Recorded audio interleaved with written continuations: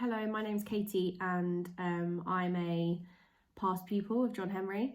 I left in 2016 and since then had a little bit of a journey, and now I'm currently a PhD student at the Nottingham Trent University, studying in the area of sports psychology. So firstly, when I was leaving John Henry, I kind of didn't know really what I wanted to do. At one point I was applying to a pilot scheme for commercial pilot.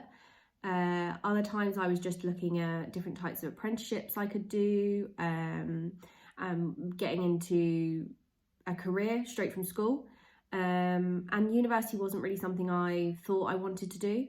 And then I ended up submitting applications because everybody else was, and I think by the summertime I was kind of more like, I hadn't heard from things like the pilot scheme yet, and so I thought, I'll go to uni, it'll kill some time. And I'm really glad I did. My first choice uni I didn't get into because my grades weren't great, but I ended up going to Lincoln, and I think that was kind of one of the best kind of backwards things that happened.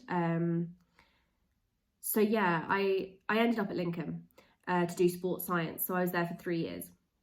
And I think one big bit of advice I'd give anybody, firstly leaving school, is that you don't have to know what you want to do. It's okay to have a filler job or to take some time out to think about that. And it doesn't matter what your friends are doing, because you're on your own path. What will be will be. And you're going to do something that's right for you at the end of the day. And then when it comes to, if you want to go to university, choosing that university, a lot of people think that you need to go to the most prestigious university with this stats and this, that and the other, when actually my first choice was that. And I don't think I'd have been happy there. The environment just really wasn't for me. Whereas at Lincoln, it's a city campus, everything's in one place. It was a really sociable place, and the vibe just felt right. And I think that's one thing when looking around universities. If you don't picture yourself living there, walk out, because you're going to be there for a minimum of 3 years. And if you don't think you can hack that for 3 years, there's no point in going there just for the prestige or the stats of the name of that university, because at the end of the day, you'll be graduating with a first, second class or third class, whatever you graduate with, you'll be graduating with that degree no matter where it's from. So yeah, that's kind of one of my top tips for uni. So after my undergrad at Lincoln, I again didn't know what I wanted to do. So I ended up doing or applying for a master's in physiotherapy, and that was in London. So I kind of moved back closer to Hertfordshire, but I didn't take my own advice, and I didn't like the area, and I didn't like how little support and community was built up within this university compared to Lincoln. And I just kept comparing, and it just wasn't somewhere I thought I could achieve my best. So I ended up going back to Lincoln for my master's and studied a sports science in master's degree. So that was kind of leading into the pandemic. So I finished that in September of 2020. So from March to September, I did that all online. So luckily I was able to have a lot of experiences that helped me work with clients while I was there. So one good thing about Lincoln is the connections they have, especially for sport. So they have Lincoln City Football Club that you can intern at for different areas: physiology, biomechanics, performance analyst. And I worked with clients who were both ends of the spectrum, so people who were very inactive and trying to motivate them, and also the elite athletes. So GB kayakers came in and we did some analysis for them, and youth cricket came in. So yeah, it was a really good opportunity to get hands-on with clients and performers. and to also kind of find out what I wanted to do. But I then got to the end of my master's and still didn't know what to do. And one of my supervisors at the time suggested a PhD opportunity that was opening up. So I applied for it just to see what would happen, and I did actually get it.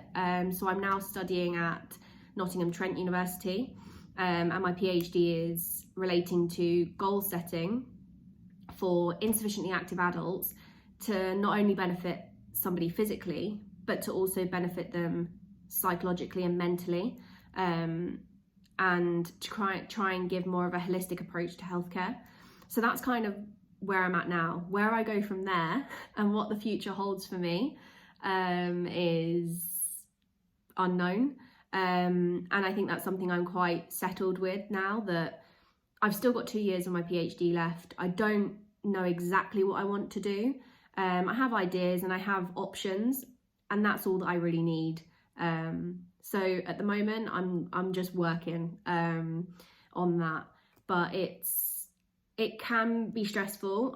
It's a lot more stressful than undergrad, because at undergrad you're not so much spoon fed, but you get given a lot more guidance, whereas my PhD, I guide it.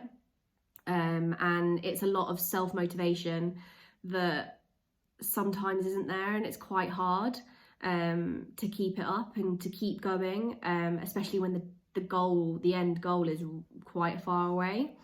But yeah, so for me, like a day-to-day would involve a lot of reading of journal articles, a lot of researching.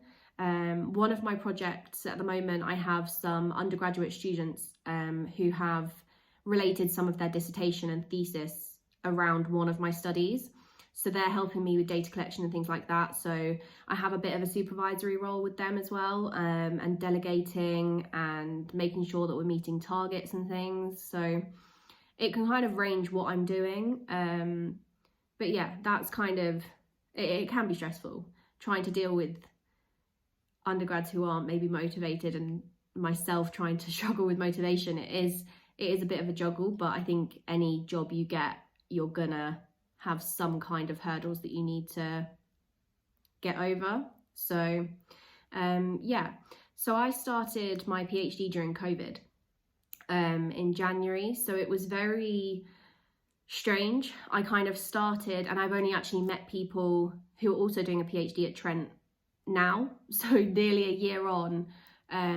But the community is really good there, and I'm really glad I've ended up there for my PhD, because some universities don't have as many candidates for PhD as Trent does. So it gives you a real community and can help with things like stress and motivation, and somebody's always there that's going for the same goals as you.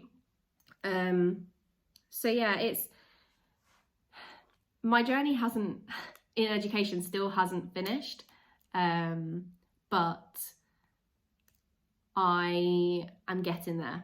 And I think when I was at John Henry back in 2016, when I was thinking of applying for things like the pilot scheme, and like when I just didn't know what to do, there was always somebody there to be talking and discussing that with. So I think no matter what you want to do, even if you're completely sure that that might be what you want to do, I think talking to a teacher, talking to parents, talking to friends is gonna help you and be more beneficial than seeing how it goes and suffering in silence. Because it is okay not to know what to do, but that one discussion you have might spark something and think, oh yeah, maybe I would like to do that, and then it kind of snowballs into something more solid. But yeah, good luck.